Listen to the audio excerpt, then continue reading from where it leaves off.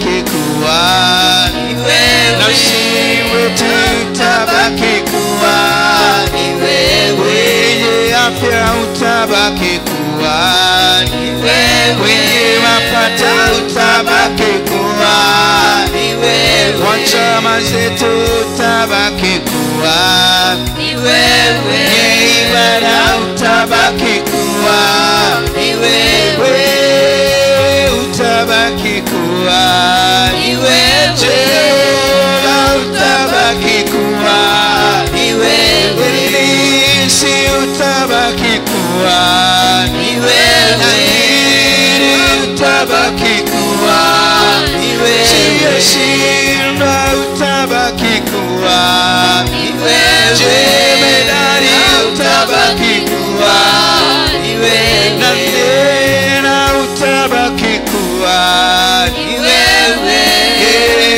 utabaki kuwa ni wewe, Milio utabaki kuwa ni wewe, utabaki kuwa ni wewe, Jemedari utabaki kuwa ni wewe, utabaki kuwa ni wewe, utabaki kuwa ni wewe, utabaki kuwa ni wewe, utabaki kuwa ni wewe, utabaki kuwa ni wewe, utabaki kuwa ni wewe, ibada utabaki kuwa ni wewe, Jemedari utabaki kuwa ni wewe, utabaki kuwa ni kimbilio utabaki kuwa ni wewe, utabaki kuwa ni wewe, Shira utabaki kuwa ni wewe, Nandera utabaki kuwa ni wewe, Marisi utabaki kuwa ni wewe, Naela utabaki kuwa ni wewe, utabaki kuwa ni wewe, Maria utabaki kuwa ni wewe, Adonai utabaki kuwa ni wewe, utabaki kuwa ni wewe. Inua tu sauti yako mbele ya Mungu, mwambie tu Jehova, asante kwa uzima, kwa neema ambapo umenipa. Asante Bwana kwa sababu ya kibali. Jehova, umenipenda, umenipa uhai, umenipa siku ya leo, umenifikisha katika nyumba yako Jehova, mahali ambapo njia zako zinapatikana. Mwambie tu Bwana, nimekuja kukuinua, nimekuja kukushukuru, nimekuja kulihimidi jina lako.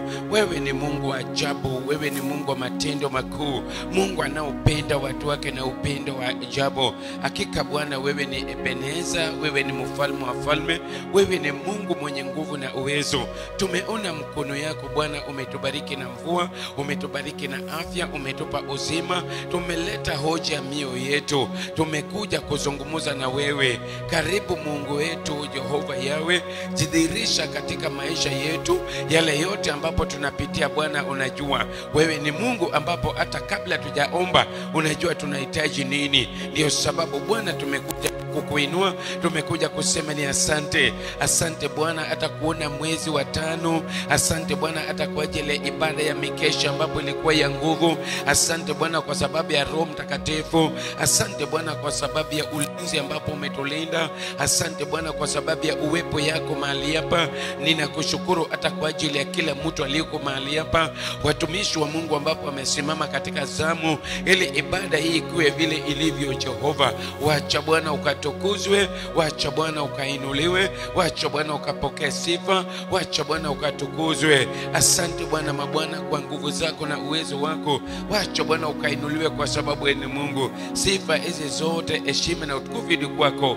Katika jina la Yesu nimeomba na kuamini, na mtu aseme amen. Haleluya. Inua mikono yako, naomba kwa ajili ya neno. Mungu mwenye nguvu na uweza, Mungu aishie milele, Mungu aliumba mbingu na nchi, vitu naonekana visionekana. Tumesimama mbele yako Jehova, tunataka kusikia kutoka kwako. Wacha Bwana neno lako ikiwe dawa, neno lako itubariki, neno lako ikatuokoe, ikatusamee kila dhambi. Asante Bwana kwa kila nafsi.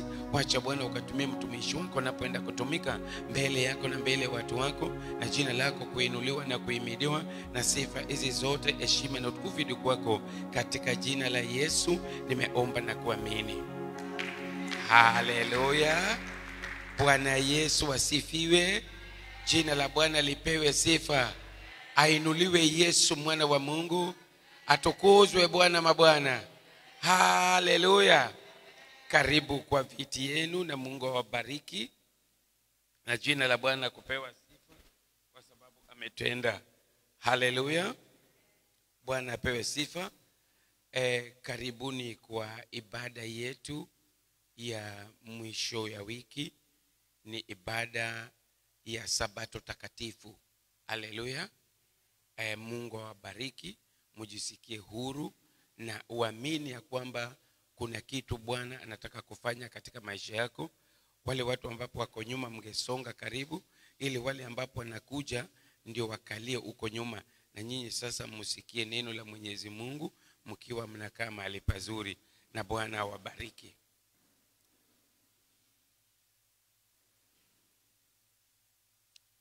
Ninataka kukufundisha habari ya misingi na madhabahu. Dealing with foundations and altar. Foundation is a strong, stable base in which a building is laid. Misingi ni kitu thabiti ambapo nyumba hujengwa juu yake. Wakati ma-engineers wamekuja kuangalia nyumba, wao angalia urembo wa nyumba, hiyo wanawachia mwenyewe. Wao wanaangalia misingi ya hiyo nyumba iko sawa sawa ambapo itabeba nyumba. Inamaanisha kama misingi ni mbaya, nyumba hiyo ni mbaya, haiwezi kubeba nyumba. Haleluya. The foundation determines the stability of everything. Misingi ndio ina ubora wa jengo hiyo. Misingi ya nyumba ndio ina ubora wa hiyo nyumba. Haleluya. Kwa watu ambapo wameamini, to believers, foundations are stronghold that governs or control their lives. Katika misingi ambapo ulizaliwa wewe, mtu ambapo umeokoka, unaweza kuwa umeokoka na ulizaliwa katika misingi ya uchawi. Haleluya. Hiyo misingi inaweza kudili na maisha yako. Haleluya.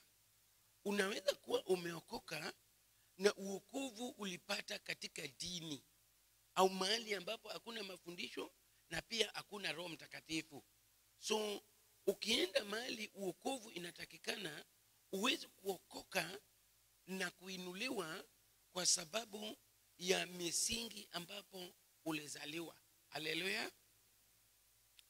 Unaweza kuzaliwa katika misingi ya magonjwa. Katika jamii yenu watu wanakuanga tu wagonjwa. Bwana Yesu asifiwe. Umeokoka lakini bado kama hujadili na hizo magonjwa haziondoki, kwa sababu ni kitu ina control maisha yako. Umeokoka lakini bado kuna kitu ambapo ina control maisha yako. Hiyo ndio misingi ambapo ulizaliwa. Unaweza kuwa umesoma kabisa na uko na vyeti vizuri na pia kazi unaweza kujaliwa kupata, lakini ulizaliwa katika misingi ya ufukara. Haleluya. Sasa kazi ambapo unafanya haiwezi kutoa hiyo ufukara. Bwana Yesu asifiwe.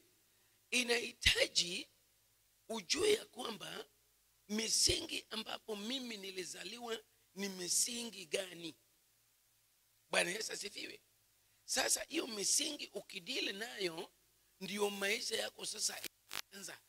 Umesoma wewe au kusoma, sasa unaweza kubarikiwa, kwa sababu kitu ambapo ina control maisha yako hiyo umedili nayo.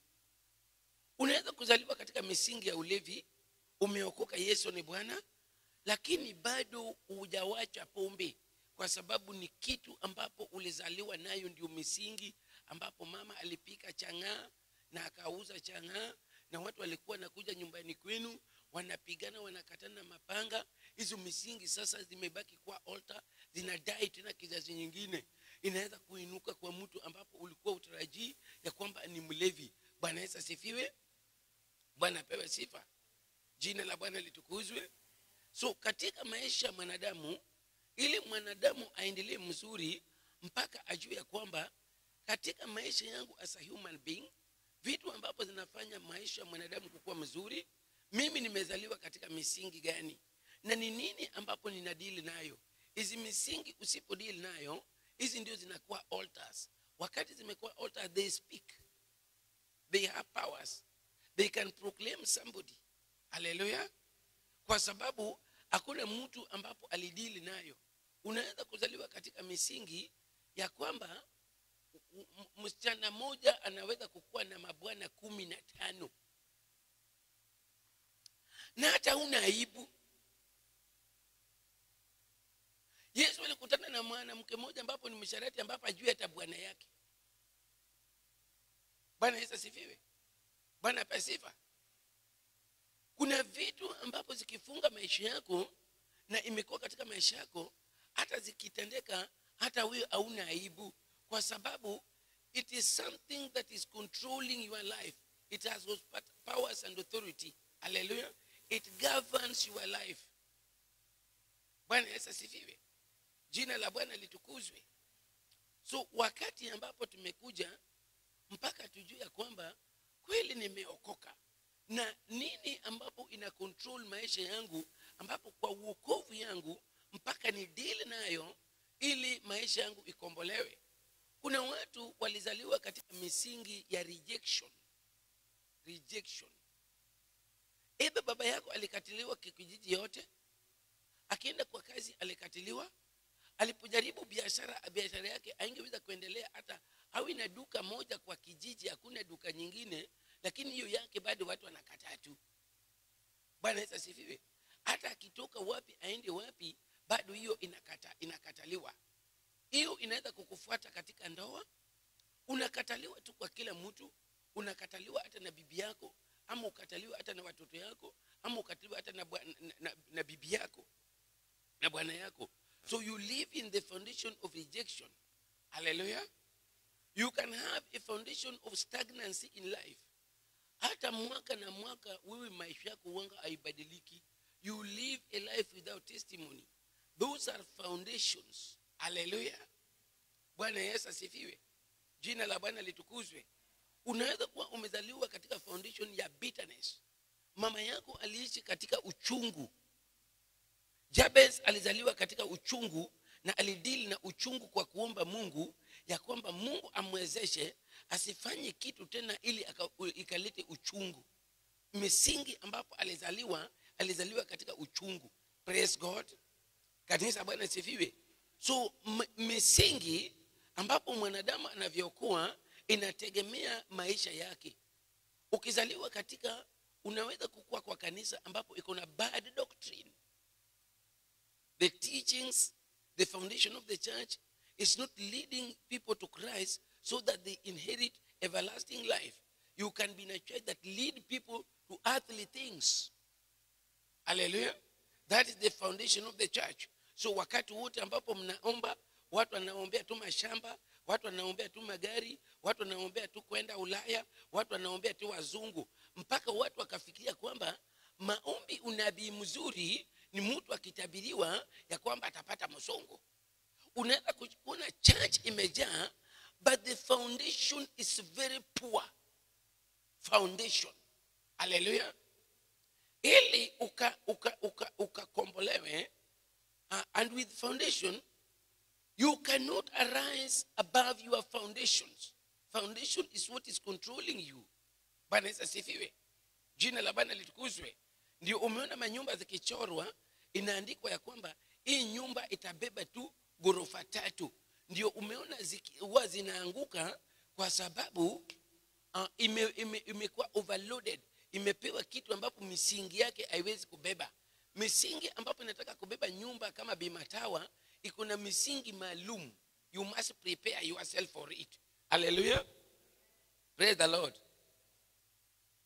Foundations may refer to inherited things that have been passed to them from their co-fathers, from their forefathers.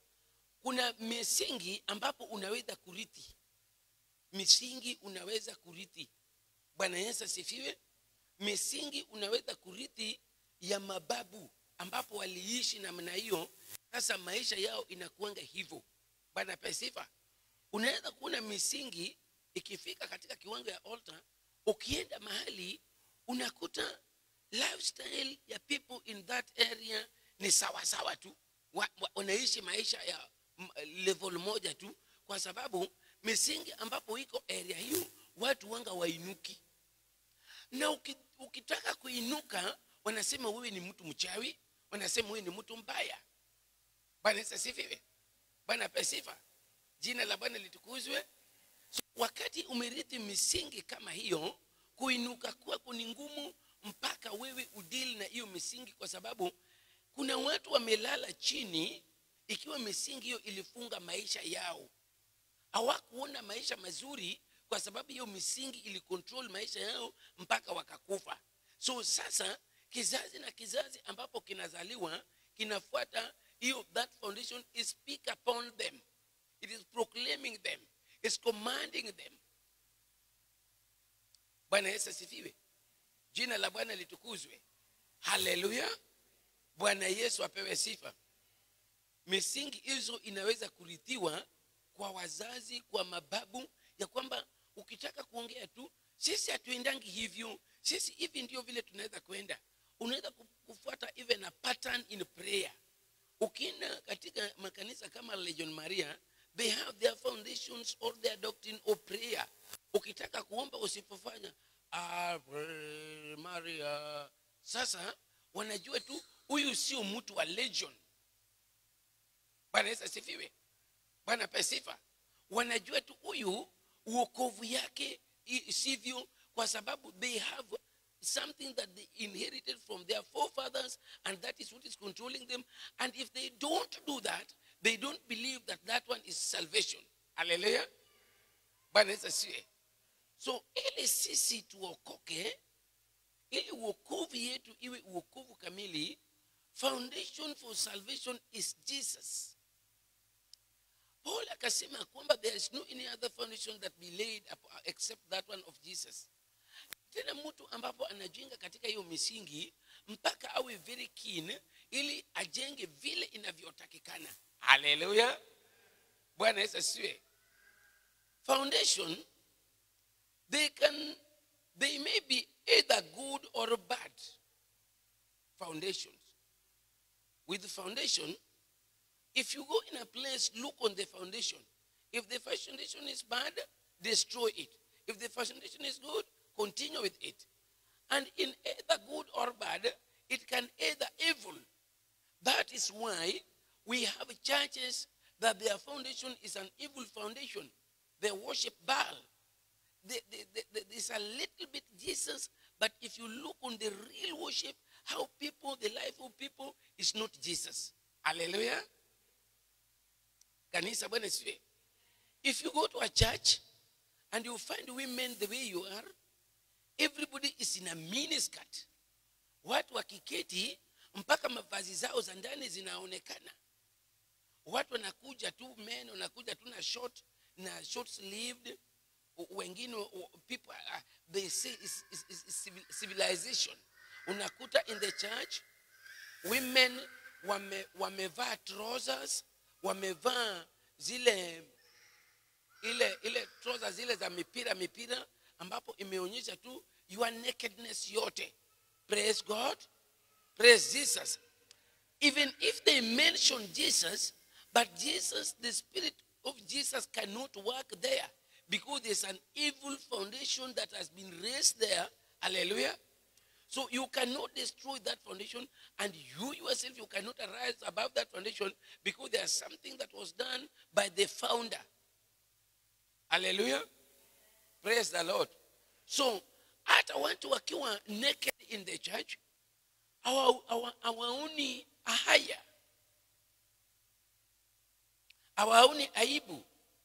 Unakuta sasa ni mama mkubwa wa kanisa kama Mama Likuni anataka kusalamia kanisa, na unakuta amevaa short na amevaa t-shirt na amevaa kofia kubwa na anasalamia kanisa na furaha sana, tena ana turn round na tena amepaka gari yake kubwa. Bwana Yesu asifiwe. Inaweza kuwa you are blessed, but there's a foundation, evil foundation that is controlling you. Praise God. Bwana Yesu asifiwe. Unaweza kupata a servant is ministering the way I'm ministering now, with a t-shirt, with the jeans, with sports shoes. Bwana Yesu asifiwe. Jina la Bwana litukuzwe. Na Mungu anaruhusu kwa sababu ya neema anaweza kushuka, but the foundation is not good. It's an evil foundation. Pigia Bwana Yesu makofi. Jina la Bwana lipewe sifa. Niendelee. Bwana Yesu asifiwe. Bwana apewe sifa. Misingi inaweza kukua mzuri ama ikuwe mbaya, na tena iwe ya shetani. Ndio unaona kama miti, ndio uko bara watu watakikani wakati mvua inanyesha mtu akae chini ya mti mkubwa. Najua mnajua hiyo. Kwa sababu gani? Wewe unaweza kujikinga katika hiyo mti. Umeona mti, lakini hiyo mti sio mti. Hiyo mti ina msingi yake ya shetani. It is a tree that people offer sacrifices. So there are some demons that are in that tree according to the foundation of the people in that area. Hallelujah. Sasa wewe ukikuja unataka kuchoma makaa, unakata hiyo mti, wanasema tutamuona, kwa sababu you are pulling down their stronghold. But you can pull it down if you have Jesus. But if you don't have Jesus, that stronghold will speak upon your life. Hallelujah. Bwana Yesu asifiwe. Jina la Bwana litukuzwe. Bwana apewe sifa. Nimesema you cannot rise above your foundation. Sasa kama foundation yetu ni kukuja hapa na kupiga tu ngoma na kuomba tu maombi fani, ukilelewa katika hiyo misingi, hiyo ndio unajua that is how people worship God. Hallelujah. Kuna familia ambapo mtoto akisoma akifika class 8 huyo akona degree, hakuna kusoma tena. Bwana Yesu asifiwe. Bwana apewe sifa. Huyo sasa amegraduate, misingi yao ni hivyo. Hallelujah. In the book of Psalms chapter 11 verses 3.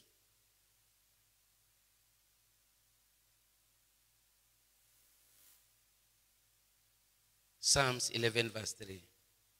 Welcome.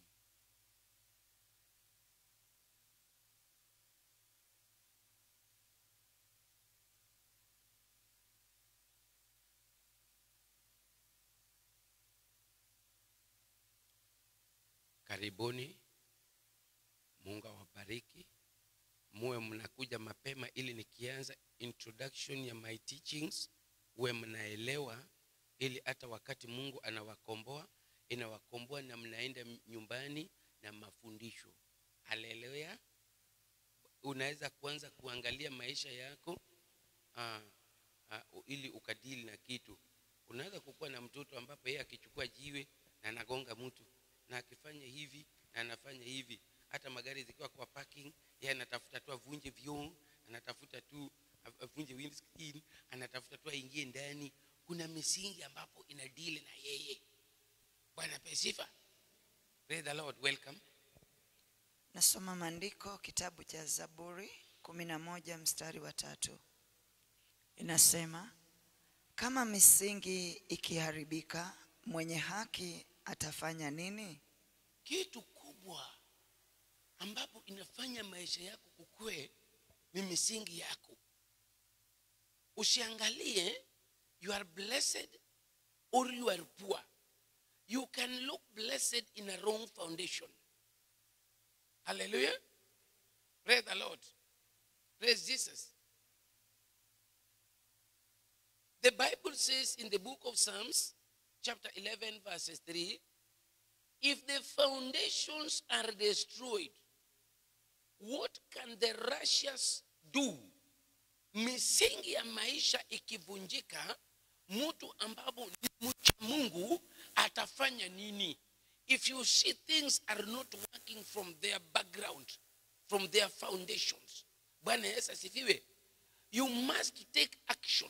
You take action to make sure your foundation stands. Your foundation as a believer is salvation. Your foundation as a believer is your salvation.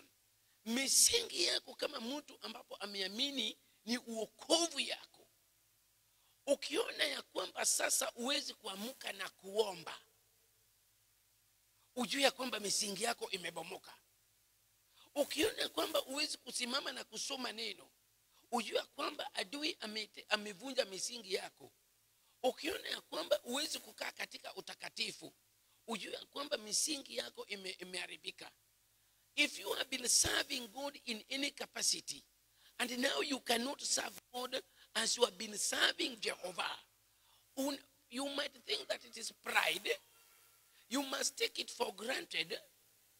And it is not taking for granted.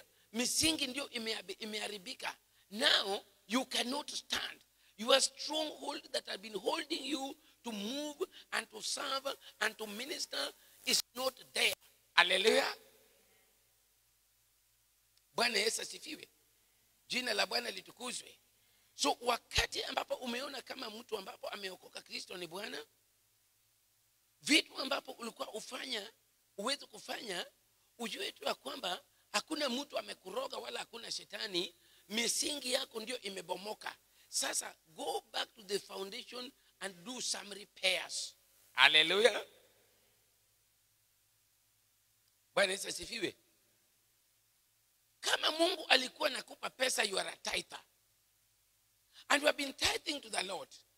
And it's come all of a sudden that you cannot tithe. And in your heart, you are saying you don't have. That money that you have been tithing is not your money.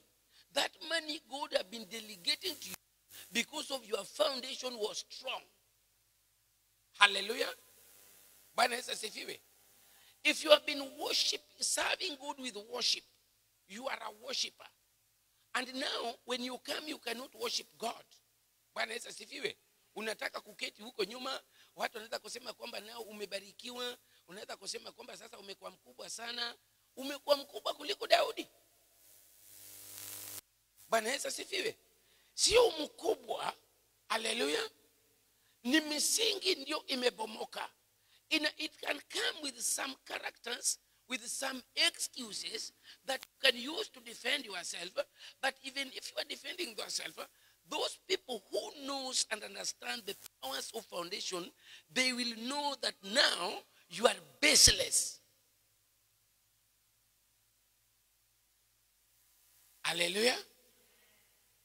Mimi mnajua misingi yangu ni kukesha hapa Friday, Saturday mpaka Sunday. Nikianza kusema kwamba umbu ni wengi, kwani more than 10 years umbu haijakuwa wengi.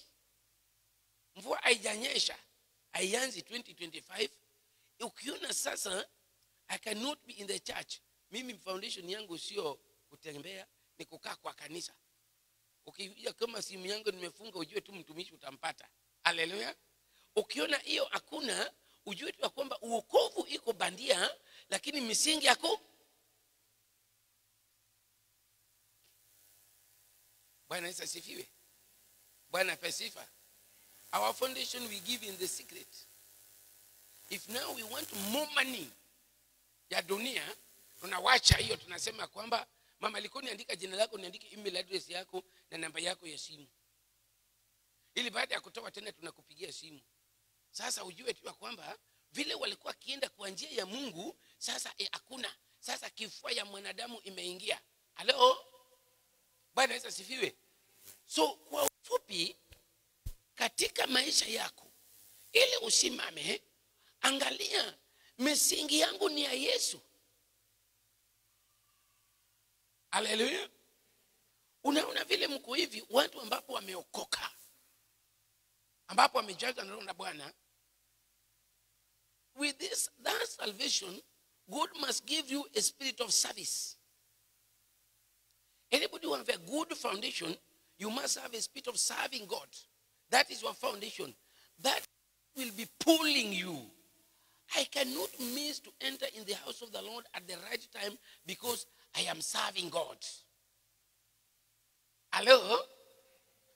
They are serving God without a foundation. Hiyo ndio Yesu akasema ya kwamba kuna mbegu zingine zilianguka juu ya miamba. Unaweza kukua in the house of the Lord and you don't have a foundation. If you don't have proper foundation, you are going nowhere. You are going nowhere. You are going nowhere. Hallelujah. Bwana Yesu asifiwe. Bwana apewe sifa. If you have a foundation in the house of the Lord, you become an investor. An investor. You invest your time, you invest your energy, you invest your resources. Mpaka siku ingine watu waone your investment, vile Paul alionya ya nyanya yake Timothy, akamwambia ilionekana kwa nyanya yako Lucy. Halo? Bwana Yesu asifiwe. Bwana apewe sifa. Kwa kanisa mpaka ujulikane ya kwamba hata mkasa ikitokea, yule mama ambapo nakanga mahali pale, yule mama yule ni mama mcha Mungu. Bwana Yesu asifiwe. Praise God. Jina la Bwana litukuzwe. Bwana Yesu asifiwe. You will be known and be identified according to your foundation. Because you have a strong foundation that the enemy cannot shake. Jina la Bwana litukuzwe. Bwana Yesu asifiwe. Bwana apewe sifa. You cannot rise above your foundation. Uweze kuinuka kushinda misingi yako. Sasa unahitaji misingi ambapo wewe hata ukijengwa kama Babeli, wewe unaenda tu, hakuna kitu ambapo inakutatiza.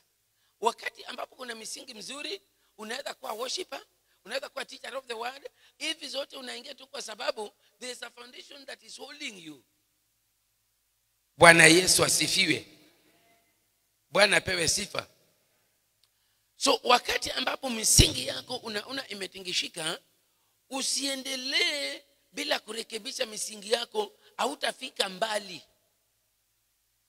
Bwana apewe sifa. Kama ulikuwa unakuja kwa kesha and now you cannot come for kesha, kama ulikuwa unakuja kwa morning glory, you cannot come for morning glory, go back to the foundation first. Jiulize na nilianza namna gani? Na hapa in between nini imeingilia? Unaweza kukuwa na foundation ya kwamba haukai kwa makanisa. Wewe ni miezi 3 limit umekaa sana. Bwana Yesu asifiwe. Wewe mahali popote unaenda unakutanga tu makosa. Hakuna mahali duniani ambapo utapata ambapo hakuna makosa. Mahali wewe huko, if you have a good foundation, give people a good foundation that is in you. Hallelujah. Be an example. Bwana Yesu asifiwe. Bwana apewe sifa. Unaona kanisa ambapo nabii iko kama hapa, watu wanaweza kukuja kutoka pembe zote za dunia na wanaombewa na wanarudi kwa makanisa yao. Have your pastor. Kuwa na pastor yako ambapo atakuzika. Usitafutiwe foreign pastor ya kwamba anakwenda huku twende tumuzike. They are not blessing you. Hello? Kanisa Bwana sifiwe. Kuwa na misingi na kanisa lako. Hata uende kwa manabii 100, lakini you have your pastor. You have your church ambapo you are investing there, where you are known, where you have a foundation. Hallelujah. Where you are waiting for the second coming of Jesus. Bwana apewe sifa. Kanisa, Bwana asifiwe. Usiwe mtu ambapo hana misingi. Wakati watu wanataka kukujua hapo, tena hapo umetoka. Uko na bad foundation. Hello? Bwana Yesu asifiwe. Bwana ape sifa. Yesu anaweza kurudi kama bado unarukaruka. Kwa sababu wakati huu tulionayo, Yesu anaweza kurudi wakati wowote. Uingia mahali useme ya kwamba mimi nimeingia hapa nijengwe. Nimeingia hapa nipewe good foundation. Nimeingia hapa nitengenezwe. Haleluya. Na wakati wote ambapo unaona misingi yako haiendi vizuri, don't continue. Make sure you amend it. Bwana Yesu asifiwe. Bwana ape sifa. Read in the book of Job chapter 5 verses 6 to 11. Alafu tutaomba Mungu hapo. Welcome. Job chapter 5 verses 6 to 11. Alafu tutaomba Mungu hapo.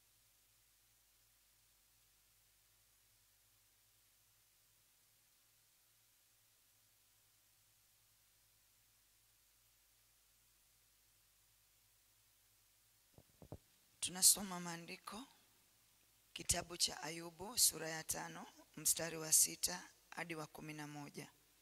6. Kwani tabu haitoki mchangani, wala mashaka hayachipuki katika nchi. Bwana Yesu asifiwe. Amen. Ayubu anaongea kuhusu tabu na mashaka. Hizi vitu wakati ambapo umeona tabu, unaona mashaka, it has its foundation. Kuna mahali ambapo ina misingi yake. Kuna mahali ambapo inaanzia. Bwana Yesu asifiwe. Amen. Wakati ambapo umeona kitu inakuandama, kitu imekataa katika maisha yako, hiyo kitu haikutoka tu at random. Iko na misingi yake vile inavyokuwa. Hallelujah. Amen. So wakati ambapo unataka kudila hiyo kitu, go back to its foundation. Hallelujah. Amen. Wakati ambapo umeona things are not moving, things are not working, inaitwa affliction and trouble. Bwana Yesu asifiwe. It has a foundation. For you to deal with it and finish it, you must go back to the foundation. Hallelujah. Amen. Bwana apewe sifa. Amen. For affliction does not come from the dust, nor does trouble spring from the ground. Continue verse 7. 7. Lakini mwanadamu uzaliwa ili apate mashaka, kama cheche za moto zirukavyo juu. Bwana Yesu asifiwe. Amen. Wakati wote hata uende kwa kanisa ya Roma, misingi ya mwanadamu ambapo alizaliwa nayo ni katika shida.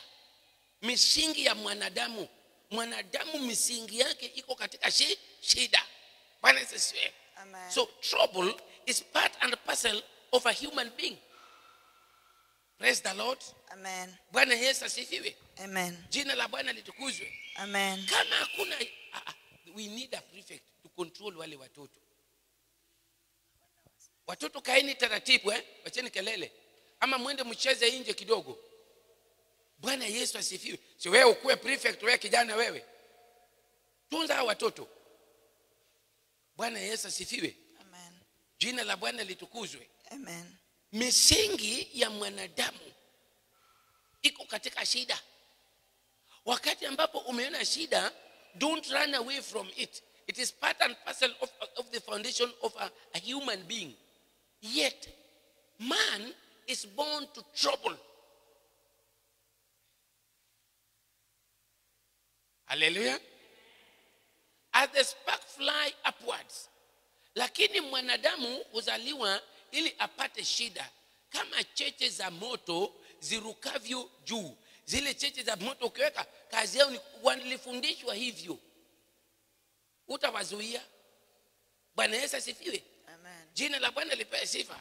So wakati wote ambapo tunakuja mbele ya Mwenyezi Mungu, tunakuja kama watu ambapo tulizaliwa katika misingi ya shida, na shida zetu tunaleta kwa Mungu. Ili Mungu ndio akuna nguvu na uwezo ya kudeal na shida zetu. Shida utaona katika maisha yako mpaka urudi udongo kwa udongo, kwa sababu ndio misingi ya maisha yako. naongea kuhusu misingi. Bwana pasifa. Amen. Watu wamejaribu na kujenga manyumba na kuweka AC ya baridi na ya moto na kuweka kila kitu na kujenga ukuta na kuweka nyaya za stima na kuweka kila kitu. Magari hizi zimejengwa na kuwekwa airbag na kila kitu mpaka ukaingia unasema yes. Lakini shida bado inapenya, inaingia mpaka huko. Shida imeingia mpaka kwa Ruto the president. Kuna wakati ukonda shindwa, kwani wakati huu pesa zimepungua kwa bank? Halo? Kwani kuna akunywangi maji kama wewe? Hati maji tu, kunywa maji.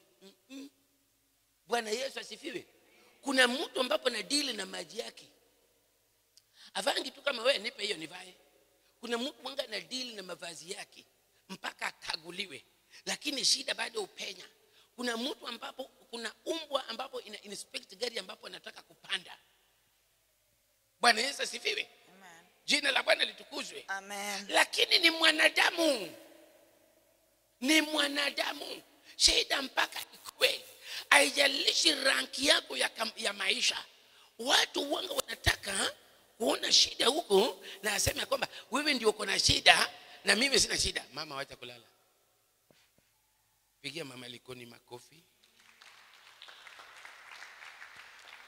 Nafundisha mambo mazito, mambo kama hizi nikifundisha, hizi si mambo za kitoto. Unaomba Mungu pia upate hizi maneno.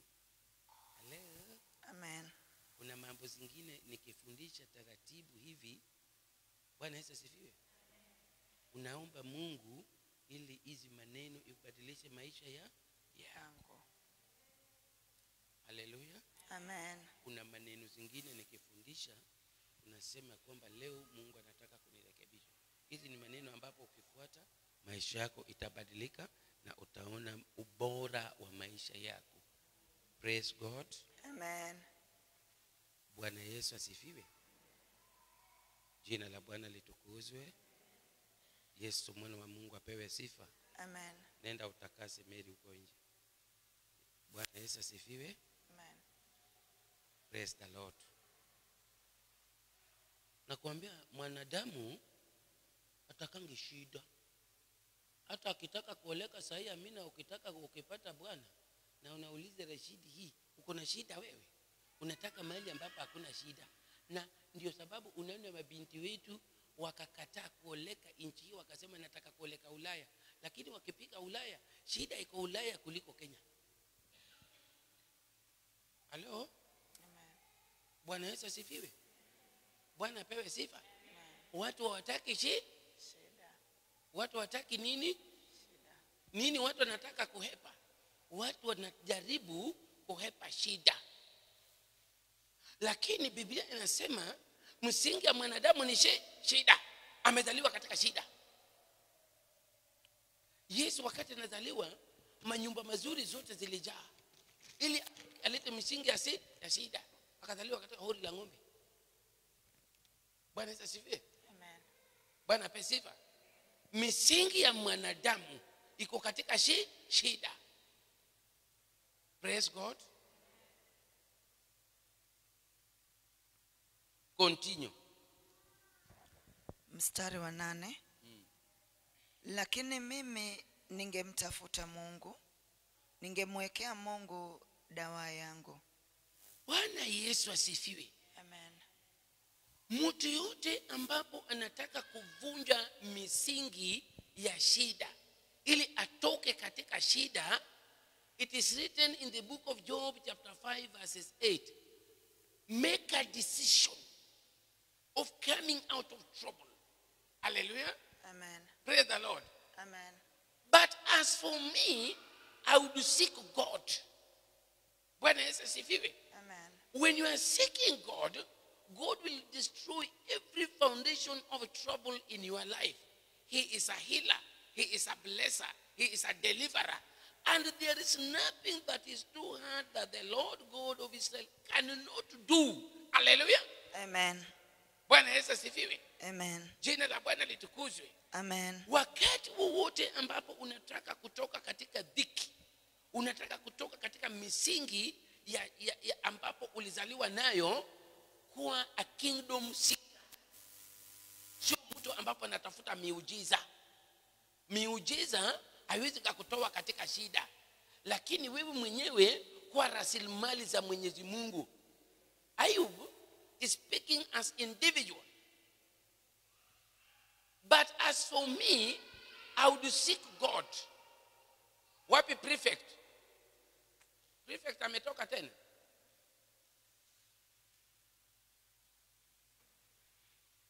Bwana apewe sifa.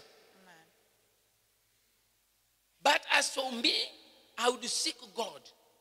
And to God, I would commit my case. That case of trouble. Wakati wote ambapo tunakuja mbele ya Mwenyezi Mungu, wanga we are bringing our cases. We are coming in a high court. Cases of troubles. Hallelujah. Amen. Cases that are making our foundation to be weak. Unajua uokovu, watu wangependa uokovu ambapo kama hivi sasa ninahubiri na magari zenu ziko pale na hapo kuna snacks, kuna buffet hapo ambapo you turn round, you pick and you change and you look on this side, flowers and name it. Hiyo utapata wapi? Hiyo hakuna. Ni hivi. Bwana Yesu asifiwe. Amen. Wachungaji wamejaribu kuinua viwango za uongo. Bwana Yesu asifiwe. Lakini bado imeshindikana. Wakati unapotaka kuleta uongo, ndio shetani anakuteka kabisa. Halo? Bwana Yesu asifiwe. Jina la Bwana litukuzwe. Ayubu aka make decision, but as for me, I would seek God. I would seek God. Hallelujah. Because he knew the foundation that he was born in a foundation of trouble. Foundation ya matatizo ya shida. Shida za mwanadamu aishi, lakini mtu ambapo hana shida ni mtu ambapo amekabidhi maisha yake kwa Mungu. Hallelujah. Amen. Bwana Yesu asifiwe. Amen. Hivi sasa vile mko hapa, mko katika kategori mbili. Kuna watu ambapo wamekuja kutafuta Mungu na kuna watu ambapo wamekuja kutafuta dunia. Hiyo ukitafuta dunia unaweza kupata dunia lakini hujapata Mungu. Amen. Jina la Bwana litukuzwe. Mtu ambapo anatafuta Mungu angalia amepata nini, lakini anajua jina yake imeandikwa kwa kitabu cha uzima. Haleluya. Amen. Bwana atukuzwe. Amen. Bwana Yesu asifiwe. But as for me, I would seek God. Seeking God. Bwana Yesu asifiwe. Amen. Mimi nitatafuta Mungu katika kiwango yote. Kwa sababu amegundua misingi yake ni misingi mbaya. Ili abadilishe hiyo misingi, ili kizazi na kizazi ambapo inakuja isikae katika misingi ya shida, ni kutafuta Mungu.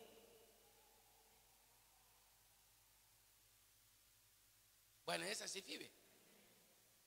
And to God I will commit my case. Wakati ambapo unatafuta Mungu, unaleta Mungu. Hii iko. Ninaona vitu ambapo katika maisha yangu misingi mbaya. Rekebisha hii, rekebisha hii, rekebisha hii. Na Mungu anabadilisha hizo misingi mbaya na evil foundation na zinakuwa mzuri. Because you have given yourself to God. Kuna mtu anaelewa kitu? Bwana Yesu asifiwe. Amen. So kama uko katika kiwango ya kwamba katika makanisa ukienda hautafutangi Mungu, unatafuta vitu za Mungu, bado utaishi in a bad foundation of trouble. Hallelujah. Kanisa Bwana asifiwe. Amen. Jina la Bwana litukuzwe. Unaona saa hii jua inaweza kukudanganya kidogo. Hapa nje ukitaka kusikia ushuhuda ya matatizo ni mingi mpaka utasema kwamba kumbe mimi sina matatizo. Sina shida. Watu wako na shida. Ikiwa unaweza kwenda kwa mke wa president akwambie shida ambapo anapitia, unaweza kusema kwamba sitaki hata jamii yangu moja kuwa president. Lakini kwa nje wewe unaweza kusema kwamba ukiona magari Unafikiri furaha iko katika hizo gari? Hizo vitu, maisha ya mwanadamu haiko katika vitu yanayoonekana katika macho. Maisha yako iko kwa moyo wako. Haleluya.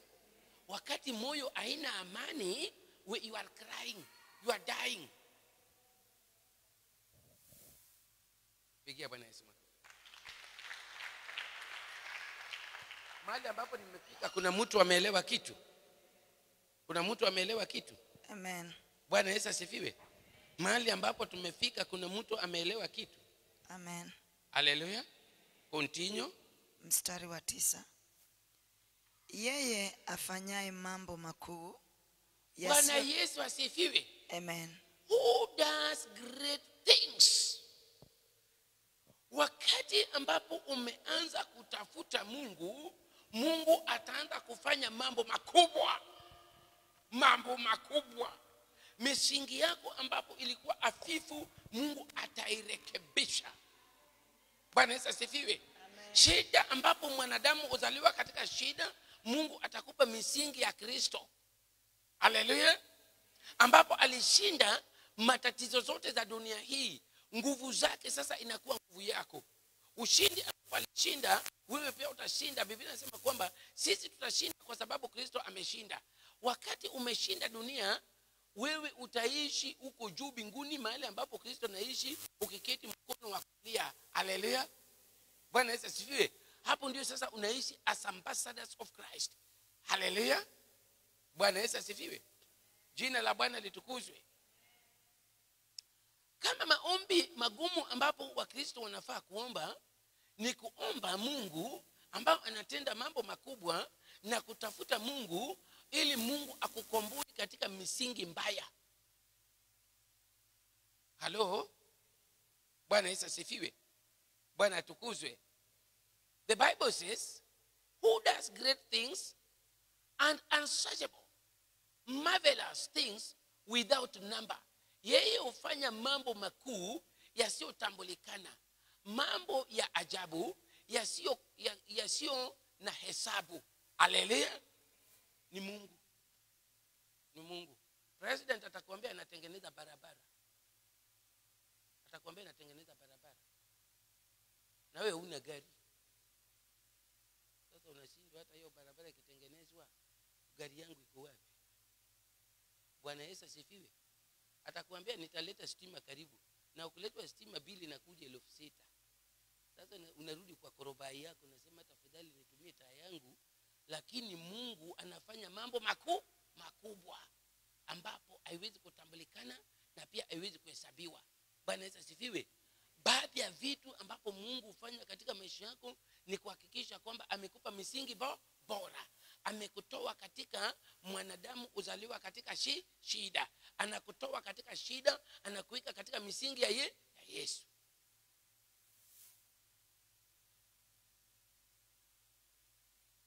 Bwana Yesu asifiwe. Bwana apewe sifa. Continue.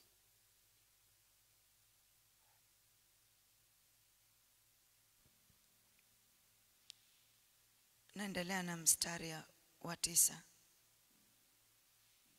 Mambo ya ajabu yasiyo na hesabu. Continue. 10. Yeye atoaye mvua inyeshe juu ya nchi na kuyapeleka maji mashambani. Ayubu akaangalia vitu ambapo Mungu anafanya.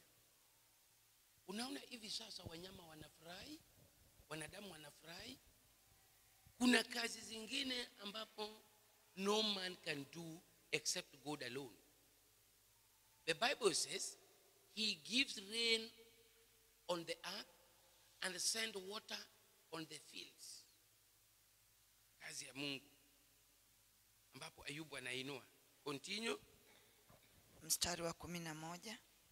Awainuae juu hao walio chini, na hao waombolezao ukuzwa wawe salama.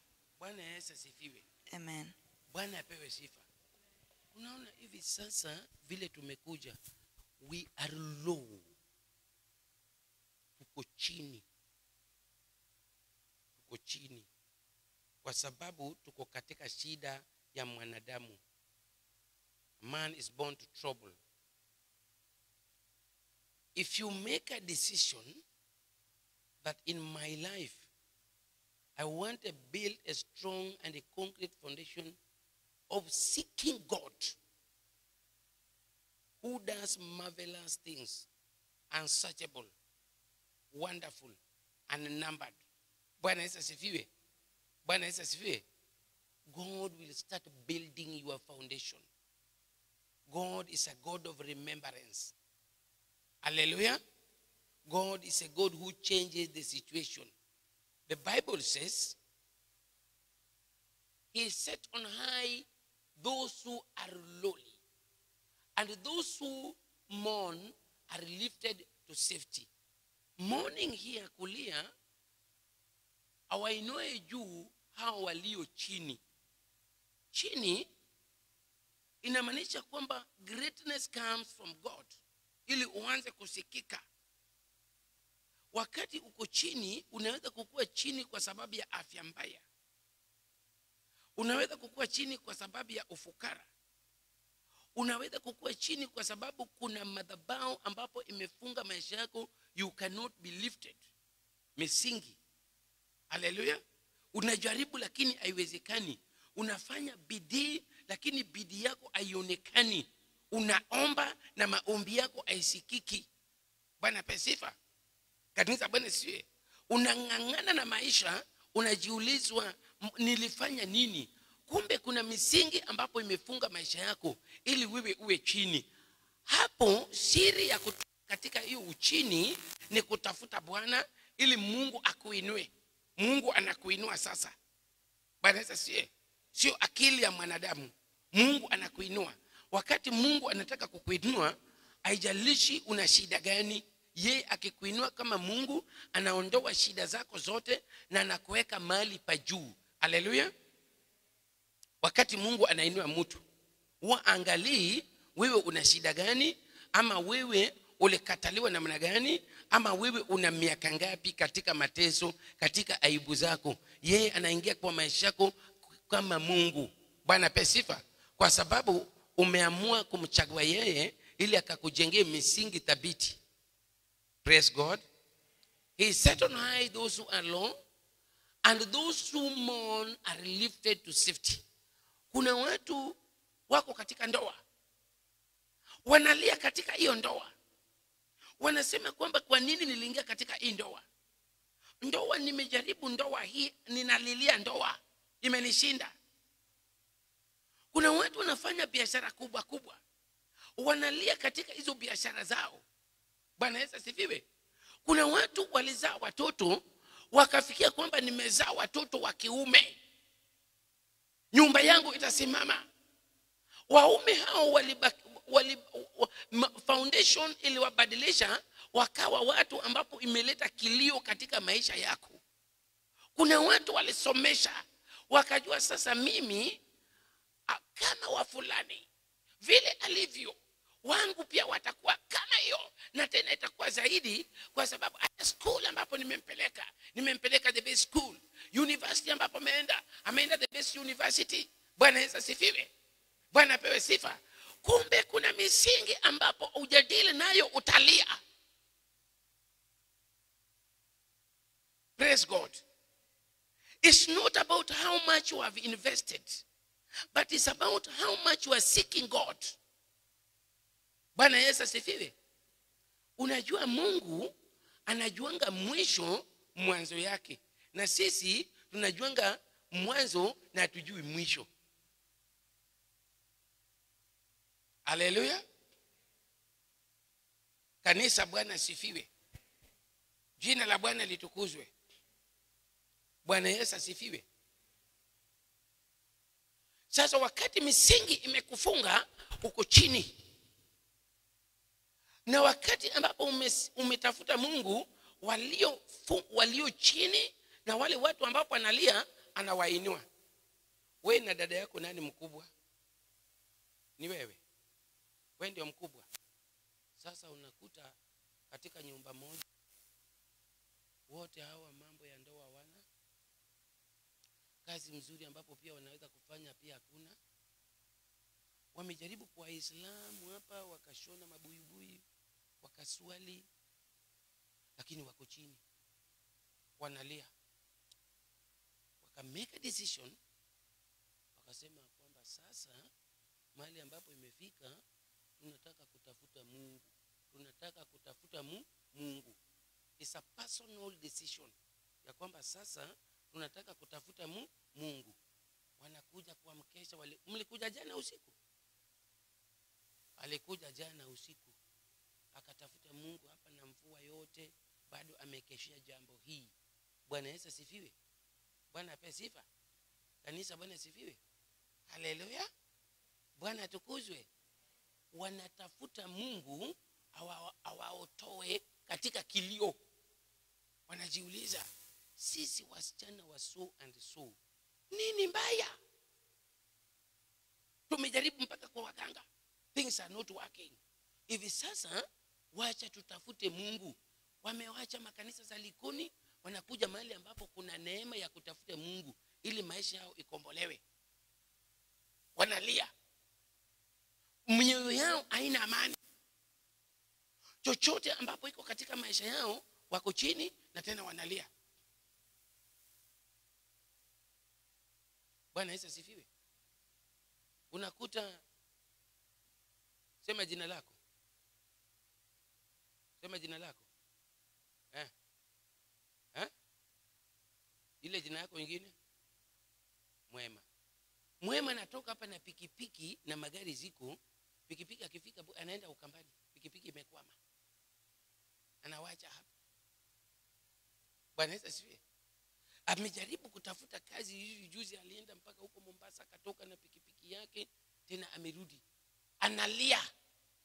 Kuna kitu ambapo imefunga maisha yake, anajaribu lakini bado. Lakini ile kitu ambapo inatakikana, ambapo ufungua maisha wetu, bado hajaanza. Anaweza kukaa katika church compound, lakini wakati ibada inaendelea, analala. Halo. Bwana Yesu asifiwe. Bwana ape sifa. Bado hajajua ni nini hasa ninafaa nifanye ili ukombozi ipatikane. Ni kutafuta Mungu. Ayubu akasema, and as for me, I would seek God. Bwana Yesu asifiwe. Ili utoke katika misingi ambapo imefunga maisha yako, anza kutafuta Mungu. Anza kutafuta Mungu wewe mwenyewe. Bwana Yesu asifiwe. Bwana ape sifa. Ili mahali ambapo umedidimizwa uweze kuinuliwa, utainuliwa. Mahali ambapo moyo wako inatembea and you are crying. Juzi nilikutana na mtu na nikamsalamia, hata hakunijibu, hata hakuniona. Kuna vile akili yake ilikuwa directed, kuna vile alikuwa akiongea peke yake, anateta na yuko peke yake. Sasa mimi nikabaki namwangalia, nasema jamani, kumbe hii macho yetu saa nyingine inaweza kufungwa kama moyo inalia. Mtu anaongea peke yake, sasa anaongea mpaka sasa aliponipita sasa amezidi, sasa anaongea sana. Unafikia kwamba hata usiwe ukilaumu watu. Saa nyingine watu wanapita, moyo inalia kwa kiwango ya kwamba anaona hiyo vitu ambapo anafanya analia. Praise God. Mwanadamu saa nyingine, nilikuambia mwanadamu hataki shida. Ndio sababu nikakwambia wameweka kila kitu ya kuhakikisha kwamba shida haiko karibu na yeye, lakini shida inakuja, inakuwa imeandikwa, inakaa kama cheche ya moto. You cannot stop them. Praise God. Bwana Yesu asifiwe. So wakati ambapo umekuja ukitafuta Mungu katika kitu yako, namna uko chini, Mungu peke yake ndio atakutoa kwa hiyo misingi ya mwanadamu ambapo umezaliwa katika shida, ili akuweke katika kiwango ambapo aliinua juu kuliko malaika yote. Bwana Yesu asifiwe. Bwana apewe sifa. Bwana atukuzwe. Bwana mabwana inuliwe. He set on high those who are lowly, and those who mourn are lifted to safety. Bwana Yesu asifiwe. Unaona vile ninafundisha hivi, Sasa watu ambapo wanainuliwa, watu ambapo kilio yao itasikika, these are the people who will make decision. These are the people who will make decision. And if you don't make a personal decision, struggle will still continue. Because anayeondoa matatizo haujakuwa rafiki yake. Bado haujakuwa rafiki yake. Kanisa, Bwana sifiwe. Jina la Bwana litukuzwe. Bado haujakuwa rafiki yake. Wakati uko rafiki yake, matatizo zitatoka. Utaanza kuishi maisha ya mpango ya Mwenyezi Mungu. Haleluya. Bwana Yesu asifiwe. Mimi wakati shida ilizidi sana, niliamua sema siku moja ningeweza kwenda kwa hospitali 3. Na nikienda Msambweni kuna kwanga consultation number 1, number 2. Nikitoka kwa hii number 1 nakuja kwa huyu number 2 hapa nagonga. Huyu akitoka na nipata hapa na niuliza, "Si nimekutibu?" Namwambia sijaridhika. Sijaridhika mimi. Sasa wanafanya joint team. Wananitibu pamoja. Sasa wakishanitibu pamoja, unajua shida ilikuwa nini? Nilikuwa nikirudi nyumbani najua naenda kukufa. Na nilikuwa naona nakufa kweli. Sasa nataka kama daktari anaweza kufanya kitu, afanye nisikufe. Sasa najadiliana nao hapa, nikitoka Msambweni tena, mimi naenda Tiwi straight away. Sasa Tiwi anasema anafaa nitafutiwe a counselor ya kwamba ni kama akili yangu imekorogeka. Namwambia hapana, akili yangu iko sawa. Naenda kukufa. Hakuna mtu anataka kukufa. Na ikifika usiku kweli, nitapelekwa Msambweni tena. Itaumana. Bwana Yesu asifiwe. Bwana apewe sifa. Sasa nikaangalia, na hii itakuwa mpaka lini? Hii shida hii itakuwa mpaka lini? Wacha sasa mimi nianze kutafuta Mungu. Nikaanza kutafuta Mungu. Bwana Yesu asifiwe. Bwana apewe sifa. Haleluya. Nikatoka katika mzaa na hizo vitu zikatoka. Bwana Yesu asifiwe. Jina la Bwana litukuzwe. Continue verses 10, verse 11, verse 12. We are finishing verse 11. Tumemaliza. Haleluya. Bwana Yesu asifiwe. Unaonanga deliverance, hiyo ni neema. Deliverance, hiyo ni neema ambapo Mungu huachilia ili ukombolewe, ili urudi katika akili yako, ili uanze kutafuta Mungu. Mungu mtu uanza kutafuta kwa mafundisho ambapo anafundishwa. Imani huja kwa kusikiliza neno la Mwenyezi Mungu. Wakati nimewafundisha hivi, you are making a decision in your heart according to the foundation of life that we are living. If you are in a good foundation, asema asante. If you are in a bad foundation, make a decision of seeking God. If you are in evil foundation, repent. Hallelujah. Bwana Yesu asifiwe. Jina la Bwana litukuzwe. Last week when I was ministering to this woman, alitoa ushuhuda hapa na kainua kanisa lake from redeemed and blah blah blah blah blah blah blah blah blah blah blah blah. Tulipokuja kwa meza, sasa namuuliza, na hii mrundo ya nyoka hii, sasa ndio macho yake yanafunguka. Anasema yes, kuna vile ambapo maisha yangu inaweza kuonekana. Haleluya. Mtoto ameharibika. Nimemuuliza, na hii wakati ulikuwa na ujauzito, nini ilikuwa akiendelea? Kanisa, kwa kanisa ambapo pia you can access your pastor. Kwa kanisa usiende tu na jina kubwa we are in bla bla bla, lakini pastor yako ni malaika ambapo pia huwezi kumuona. Unamuonanga tu akitoka ofisi yake akiingia kwa gari yake anakuwevu kama Ruto hivi.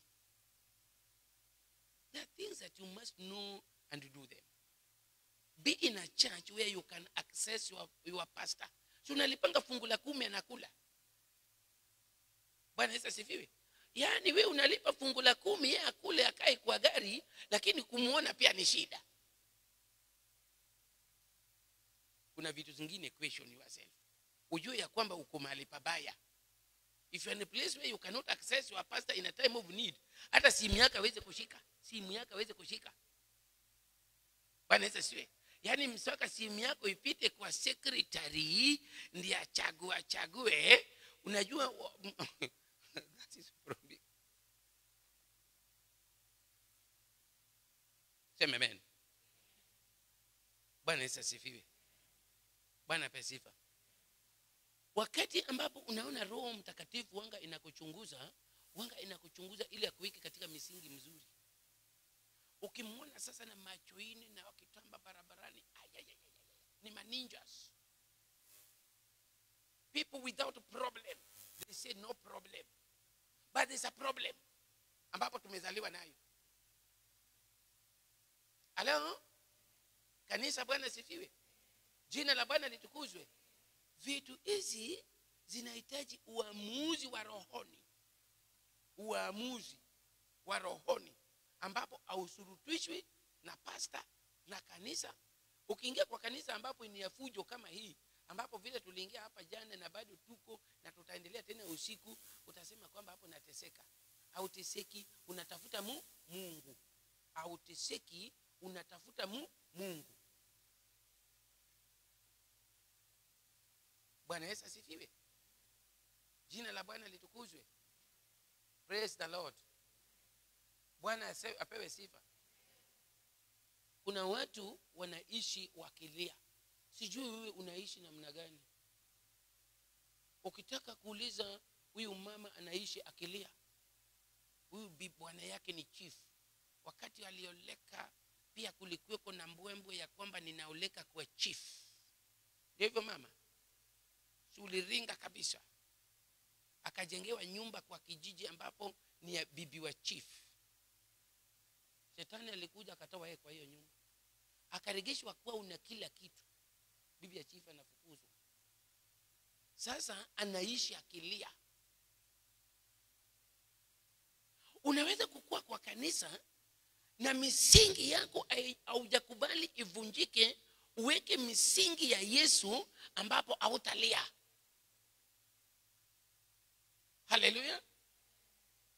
Wakati ambapo unataka kuingia katika misingi ya Yesu mpaka ukiri publicly ya kwamba mimi nimepotea. Ninaishi nikiwa chini. Ninaishi nikilia. Kuna vitu zilitendeka zinaniandama. Akaregeshwa. Dada yake pia akaregeshwa. Sasa ni nini? Inamaanisha kwamba watoto wao pia watakao kuregeshwa. Mpaka wa deal na hiyo misingi hiyo ya kuregeshwa inyamaze. Praise God. Bwana Yesu asifiwe. Nimesema foundation is a strong stable base on which a building is laid. The foundation determines the stability of everything.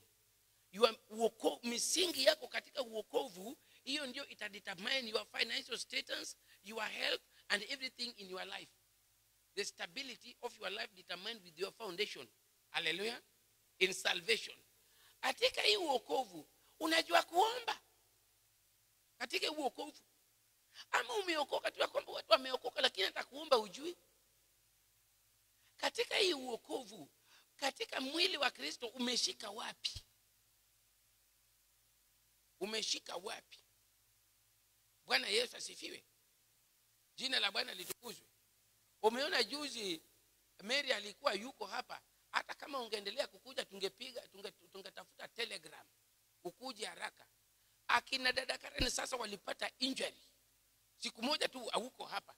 Akasema sasa nimechoka. Nikamwambia kwani unafikiria ni michezo? Yaani dakika kidogo vita ilikuwa hapa. Huyu ameanguka huku, huyu ameanguka huku, huyu ameanguka huku. Nasema kwamba sasa nimechoka. Amina, wewe umeshika wapi? Umeshika wapi? Ndio sababu hata ukipotea watu wakutafuta. Kavai ulimtafuta? Ha? Ulimtafuta? wakati harusi huku mtafuta awe katika kujipanga hivi, ujue atakujipanga, inamaanisha kwamba umepotea. Bwana Yesu asifiwe. Bwana apewe sifa. Unajua Bridget anakuanga na maintain stima. Anakuanga mkali hapa, stima akishazima hataki mtu awache bili naenda. Ana control, na saa 11 saa zima stima zote. Na hiyo ndio kazi yake. Lakini wakati unamwona unafikiri ni mjinga. Ana kazi yake ambapo anafanya hapa, ambapo ana control na ni mkali, maji kijana nini na nini, ana inspect vitu hapa na nini ndio kazi yake. Anasema shika. Umeshika wapi? Bado na garagara. Unaomba maombi ya Roho Mtakatifu. Unataka Roho Mtakatifu? Bwana Yesu asifiwe. Bwana apewe sifa. Kanisa, Bwana asifiwe. Hii safari hii shika mahali sawa sawa. Hii safari hii shika mahali sawa sawa. Bwana apewe sifa. Kanisa, Bwana asifiwe. Na hapo shika utumike vizuri kabisa. Pigia Bwana Yesu makofi. Hallelujah. Praise the Lord. The foundation determines the stability of everything. To believers, foundation are stronghold that governs or control their life. If you have a foundation in salvation, this is what governs you and also controls you. Bwana Yesu asifiwe. Jina la Bwana litukuzwe. A believer of Jesus Christ must live in the foundation of righteousness and holiness, must live in the foundation of prayers, must know the word of God. Hallelujah. They may be either good or bad or evil. Your foundation inaweza kuwa mzuri, mbaya ama ya shetani. Sasa unaangalia mimi nimelelewa katika misingi gani, na vitu ambapo zinakula maisha yetu ni misingi gani ambapo zinatukula. Alafu sasa unaanza kudeal na hiyo misingi one by one. Hallelujah. Kwa kuamua, kwa kutafuta Mungu. Hallelujah. They may be better or bad. Bwana Yesu asifiwe. Simama kwa miguu yako.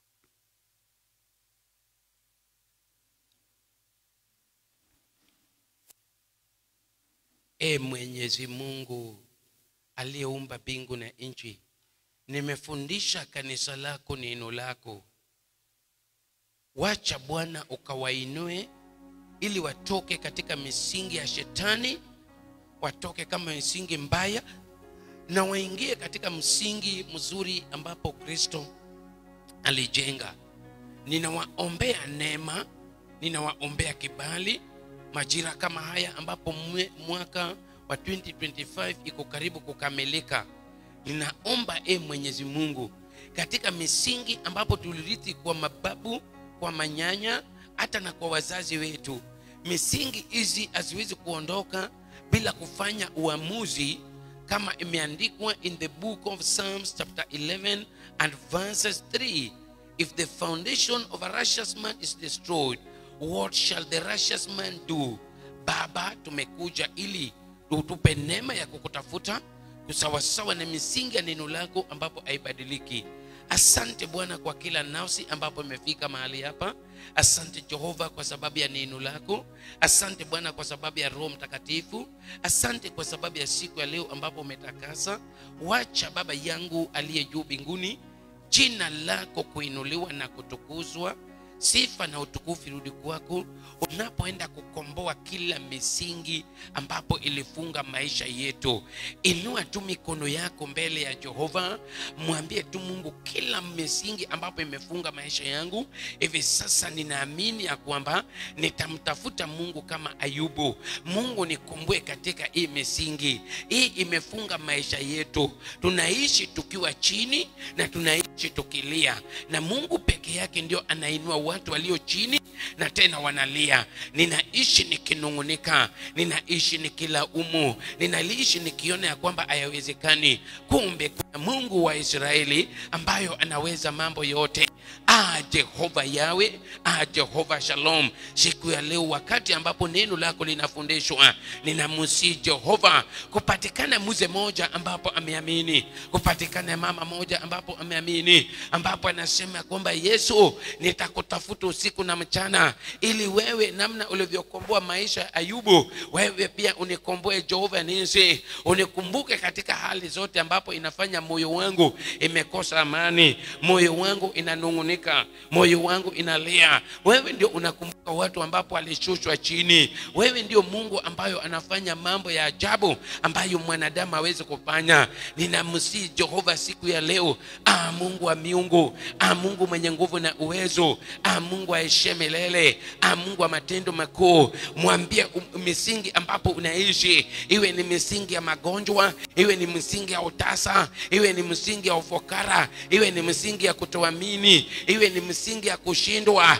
iwe ni misingi aina yote ambapo imefunga maisha yako, mwambie Bwana nikumbuke siku ya leo.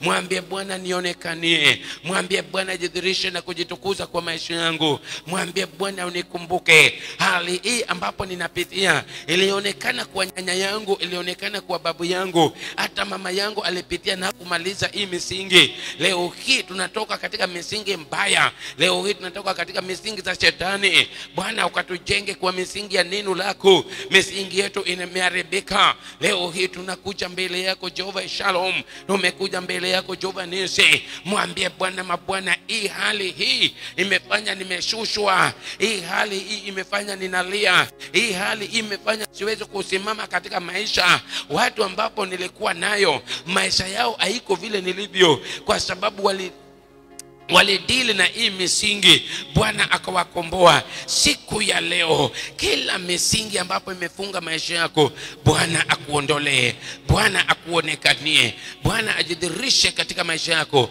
Asante Baba yangu aliye juu mbinguni, asante kwa sababu ya kunena nasi, asante kwa sababu ya mafundisho ya ajabu. Wacha sifa zote na utukufu ni kwako. Na ni katika, inua tu mikono yako juu, inua tu mikono yako juu. Asas ndio wakae nyuma. Inua tu mikono yako juu. Sema, Mwenyezi Mungu, siku ya leo nimesimama mbele yako, ninatoka kwa misingi mbaya ambapo imenishusha na imenipa kilio. Mama wa macho ine, you are not Asha, come forward. Wewe you are not Asha, kuja huku. Siku ya leo ninatoka kwa misingi mbaya ambayo imefunga maisha yangu na jamii yetu. Mahali ambapo nimezaliwa kuna misingi ambapo imeinuliwa, ambapo ufunga watu na ufukara, ufunga ndoa za watu, ufunga afya za watu, inashusha watu. Watu hawawezi kuinuliwa, na watu wakiishi wanaishi bila furaha, wanaishi wakilia, wakinungunika. Na siku ya leo misingi yangu imevunjika. Nimekuja mbele yako ili unijenge, ili unionekanie, ili uniwe msingi mzuri. Jehova, anza kunijenga, anza kunionekanie, rekebisha misingi yangu. Leo hii nikitoka mahali hapa, nitatoka mwanadamu ambapo ameinuliwa, nitatoka mwanadamu ambapo aishi katika misingi ya kulia, nitaishi mwanadamu ambapo amekombolewa kwa nguvu na uwezo wa Roho Mtakatifu. Anyamaza sasa, ndio tu mikono yako. Kama kuna mtu ambapo aliamini ya kwamba kuna misingi katika maisha yake ambayo ndio imefanya unang'ang'ana, ninawachilia nguvu kupitia kwa Roho Mtakatifu kwa dakika 5 tu. Asas, muangalie hema sasa. Kuna watu ambapo wameamini, ambapo Mungu anabadilisha maisha yao. Ndio hiyo sasa, hiyo misingi Bwana anabomoa. Hiyo misingi Jehova anabomoa. Hiyo magonjwa sio kawaida, hiyo kukataliwa sio kawaida, hiyo spiritual barrenness sio kawaida. Kuna mahali ambapo hata watu wanabarikiwa uweze kubarikiwa. Kuna kitu ambapo imefunga maisha yako. Leo hii kama uko hapa na kuna kitu ambapo imekukosesha amani, Bwana anabomoa hiyo misingi. Inua tu imani yako, inua tu imani yako. Misingi hiyo inabomoka, misingi hiyo inabomoka kwa nguvu wa Roho Mtakatifu. Misingi hiyo inabomoka. hautashuka tena. Kazi ya mikono yako itabarikiwa. Chochote ambapo utakuwa kunafanya utakuwa unashuhudia ya kwamba Bwana amenikumbuka, ya kwamba Bwana amenionekania, ya kwamba Bwana amejidhihirisha katika maisha yangu. Kama kuna misingi yako imevunjika, inua imani yako, inua imani yako, inua imani yako wakati ambapo Bwana anakomboa watu. Inua tu imani yako. Kuna nguvu za ajabu ambapo Bwana amewachilia kwa mtu ambapo ameamini. Niko karibu kukamilisha kwa sababu ni kitu muhimu sana ambapo ukiamini kuna kitu inatendeka. Hayo magonjwa ziondoke, hayo rejection ziondoke, hizo limitation katika maisha ziondoke, hizo mauti ziondoke, hizo vifungo ziondoke. Misingi inapomoka sasa. Ulijengwa katika misingi mbaya, inapomoka sasa katika jina la Yesu, katika jina la Yesu. Hiyo misingi hautawachia wajukuu yako, hiyo misingi hautawachia watoto wako, hiyo misingi hautawacha katika dunia. Utakaa katika misingi mzuri. Ninawachilia nguvu sasa. Kuna mtu anakombolewa katika misingi mbaya, yule ambapo ameamini. Unatoka hapa, hii ibada ni yako, hii ibada ni yako, ibada hii ni yako. Hiyo misingi Bwana anakukomboa. Hutaishi ukiwa chini, hautaishi ukilia. Kunungunika kwako leo inaisha. Ninawachilia nguvu ya Roho Mtakatifu. Mtu ambapo anaona kitu, amini sasa, amini sasa, amini sasa. Kuna misingi ambapo mambo yako hayaendi vizuri, hiyo misingi inatoka sasa. As I command it in the name of Jesus, in the name of Jesus, in the name of Jesus, that foundation right now, the power of the Most High God is destroying it. It is destroying it. It's destroying it in the name of Jesus. Chochote ambapo umefunga maisha yako ya kwamba hauna ushuhuda, unaishi miezi 5 bila ushuhuda, miezi 5 bila ushuhuda, miezi 5 uweze kufurahia Bwana, miezi 5 hakuna kitu imetendeka katika maisha yako. Sio kwamba Mungu hana baraka, sio kwamba Mungu hawezi kuokoa. Nguvu zake inaenda kwa mtu ambapo ameamini. Amini sasa. Ndio hiyo, ndio hiyo, ndio hiyo, ndio hiyo. Ukombozi yako ndio hiyo. Chukua, chukua, chukua, chukua, chukua, chukua. Inatendeka kwa mtu ambapo ameamini. Haitendeki kwa sababu uko hapa, inatendeka tu ukiamini. Ukiamini na kumimina moyo wako kwa Jehova, na Bwana anakuonekania. Bwana anakuonekania. Kuna kitu ambapo imekutatiza mwaka mingi, umeombea. Leo Bwana anaondoa hiyo jambo. Leo Bwana anaondoa hiyo hali. Bwana anaondoa hiyo hali. Hiyo hali inaondoka. Hiyo aibu inaondoka. Hautalia tena. Hautalia tena. Hautalia tena. Ushuhuda yako ndio hiyo. Ushuhuda yako ndio hiyo. Thank you Lord. Thank you Jesus.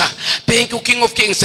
Haijalishi imekaa miaka ngapi, haijalishi imekuwa ushuhuda yako, leo hii kuna neema hapa ambapo wote waliofungwa na misingi wakombolewe kwa nguvu za Jehova. Thank you Lord, they are setting them free. Thank you King of Kings. Set them free, set them free, set them free, set them free. As I speak it, as I speak it, let your people be delivered. Let your people be healed. Let your people be set free from every foundations that have been following you. Today I destroy it in the name of Jesus. In the name of Jesus. In the name of Jesus of Nazareth. The foundations are being destroyed. The foundations are being destroyed. Misingi mbaya katika maisha yako ambapo zilijengwa na wachawi, ambapo zimekuandama, hizo ndoto mbaya. Mwanadamu hauti ndoto mbaya, hizo ni za shetani.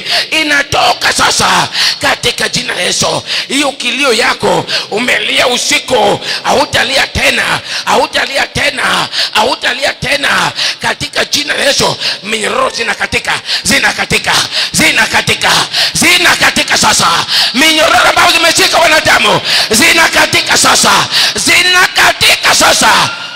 Yes Lord, zinakatika sasa. Minyororo za misingi katika sasa, katika sasa. As I send fire, as I send fire, ndirika nyaka chini sawa sawa right now. I take the fire of the Lord come from her. Thank you Lord. Thank you King of Kings. Shakaraba katerebe kisokorobo kushaka.